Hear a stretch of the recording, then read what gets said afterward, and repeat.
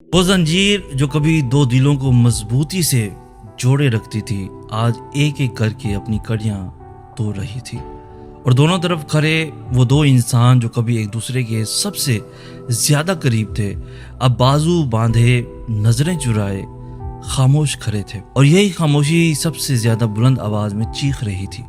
आज हम इसी जंजीर के टूटने की असल वजह को समझेंगे।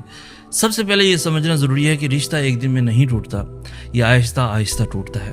और इस टूटने की बुनियाद में एक ऐसी आदत होती है जिसे अक्सर जोड़े छोटी समझकर इग्नोर कर देते हैं। वो आदत है एक दूसरे की बेइज्जती करना, तंज और तज़हीक भरे अंदाज में बात करना, चाहे ये मजाक में हो या गुस्से में हो।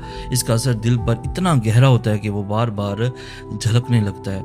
रसूलुल्लाह सल्लल्लाहु अलैहि वसल्लम ने फरमाया कि मोमिन ना ताना जन होता है, ना लानत करने वाला, ना बदजुबान और ना बेहया।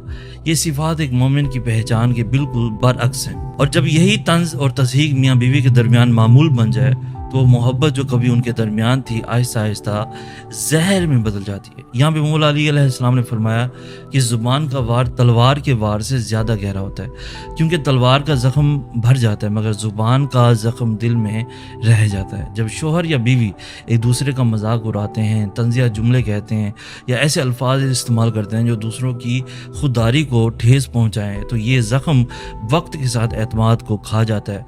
और यही वो लम्हा होता है जहाँ से दूरी का सफर शुरू होता है। यहाँ एक और गहरी बात समझनी बहुत जरूरी है। ये तंज और बेइज्जती सिर्फ अल्फाज तक महदूद नहीं रहती, वो आहिस्ता आहिस्ता एतमाद के खात्मे की तरफ बढ़ती हैं। जब इंसान को महसूस होने लगे कि उसका साथी उसे इज्जत नहीं देता, तो वो अपने दिल के राज, अपनी कमजोरियां और अपनी मोहब्बत उससे छुपाना शुरू कर देता है।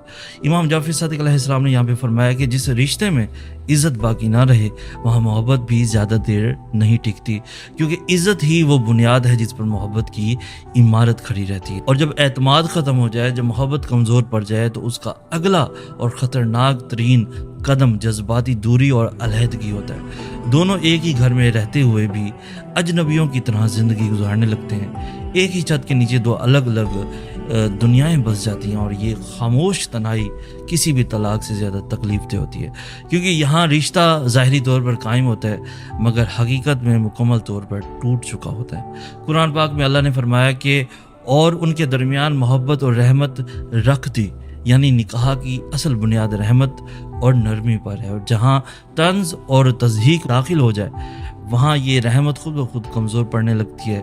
इसलिए जो जोड़े अपने रिश्ते को बचाना चाहते हैं उन्हें सबसे पहले अपनी ज़ुबान को संभालना होगा, एक दूसरे की इज़्ज़त को हर हाल में कायम रखना होगा, चाहे गुस्सा कितना ही शदीद क्यों ना हो।